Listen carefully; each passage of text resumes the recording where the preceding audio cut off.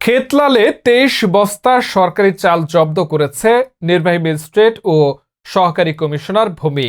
দেখুন আমাদের জয়পুরহাট প্রতিনিধি নেওয়াজ মোর্শেদ নোমান এর পাঠানো ভিডিও চিত্রে। সানবিট সব দিবে সামাল। সানবিট ম্যাজিক প্রেস ডিশওয়াশিং এর মাথা ঘোরানো সলিউশন।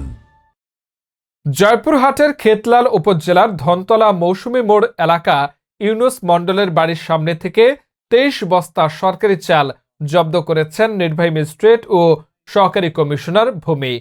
পরে জব্দকৃত চালগুলো কয়েকটি মাদ্রাসা ও এতিমখানায় বিতরণ করা হয়েছে।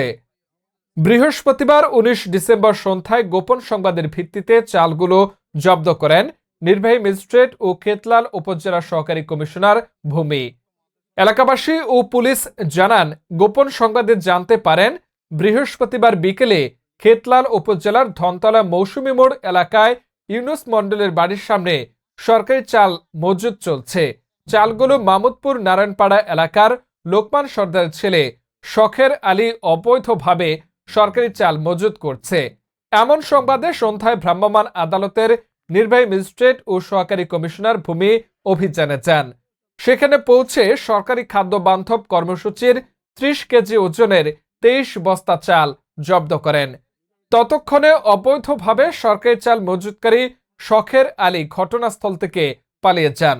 পরে পরিত্যক্ত অবস্থায় চালগুলো জব্দ করে বিভিন্ন মাদ্রাসা ও এতিমখানায় বিতরণ করে দেন।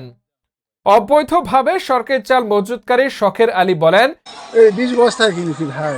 না আরো বেশি ছিল মনে হয়। না আর কিনিনি ভাই, এবার নিয়েছি ভাই 1100 টাকা, 50 টাকা লাভ হতো। তিনি বিভিন্ন জনের কাছ থেকে 30 কেজি ওজনের কয়েক বস্তা সরকারি চাল 1100 টাকা করে কিনেছে। এর মধ্যে অভিযানে এসে এসিলেন্ট চালগুলো জব্দ করে নিয়ে গেছে, আর এসিলেন্ট আসার কথা শুনেই চালের বস্তাগুলো রেখে পালিয়ে গেছে। ভ্রাম্যমাণ আদালতের নির্বাহী ম্যাজিস্ট্রেট ও সহকারী কমিশনার ভূমি জিন্নাতুন আরা বলেন, খেতলাল উপজেলার মৌসুমী মোড়ে খাদ্য বান্ধব কর্মসূচির সরকারি চাল মজুদ করা হচ্ছে এমন সংবাদে অভিযানে যায়। সেখানে গিয়ে 30 কেজি ওজনের 23 বস্তা সরকারি চাল পরিত্যক্ত অবস্থায় জব্দ করি, তবে কাউকে না পেয়ে আটক বা জরিমানা করা যায়নি। পরে চালগুলো বিভিন্ন মাদ্রাসা ও এতিমখানায় বিতরণ করা হয়েছে। দেশের আরো সংবাদ পেতে এসপি নিউজ 24 ফলো দিয়ে সাথেই থাকুন। ধন্যবাদ।